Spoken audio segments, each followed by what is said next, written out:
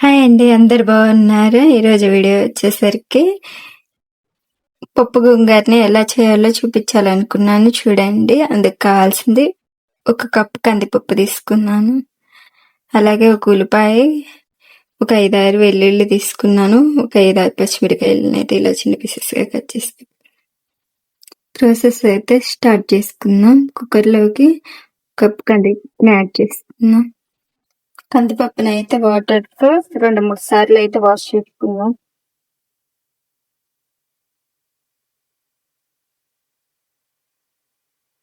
ఒక కప్పు కందిపప్పుకి అదే కప్పుతో 3 కప్పులు వాటర్ యాడ్ చేసుకున్నాం. కడిగి పెట్టుకున్న ఒక కట్ట గోంగూరని ఇందులోకి యాడ్ చేసుకున్నాం. అలాగే కట్ చేసి పెట్టుకున్న పచ్చిమిరకాయలని, ఉల్లిపాయలను కూడా యాడ్ చేసుకున్నాం. 1/2 టీ స్పూన్ పసుపుని యాడ్ చేసుకున్నాం. 2 స్పూన్స్ కారాన్ని యాడ్ చేసుకున్నాం. యాడ్ చేసుకున్నాయన్నీ ఇలా మంచిగా కింటితో కలుపుకొని మూత పెట్టి గ్యాస్ మీద పెట్టి ఉడికించు.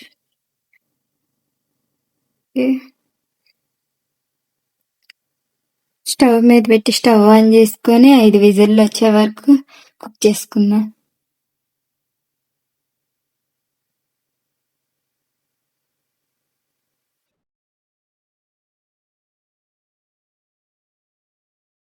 స్టవ్ ఆఫ్ చేసి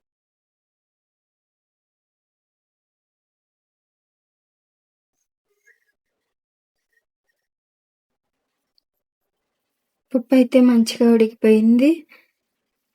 1/2 టీ స్పూన్ సాల్ట్ యాడ్ చేసుకొని పప్పు గుత్తితో మంచిగా కలిపెట్టుకున్నా.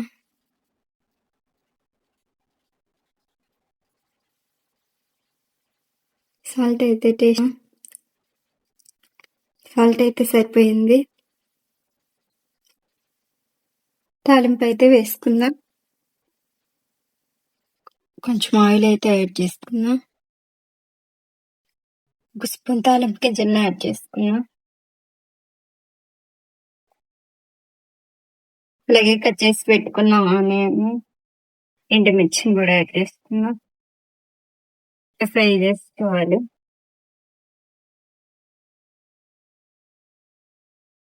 పలుచగానే ఉడకాలి. కరివేపాకును కూడా యాడ్ చేసుకున్నాం. తాలింపు అయితే ఫ్రై అయిపోయింది. స్టవ్ ఆఫ్ చేసుకున్నాం.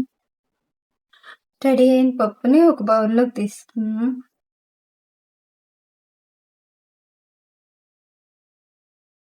తాలింపు యాడ్ చేసుకున్నాం పప్పులో.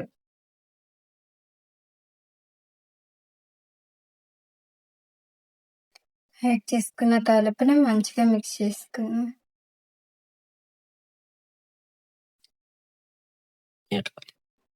అంతే, టేస్టీ గోంగూర పప్పు అయితే రెడీ అయిపోయింది. మీరు కూడా ఒకసారి ట్రై చేయండి.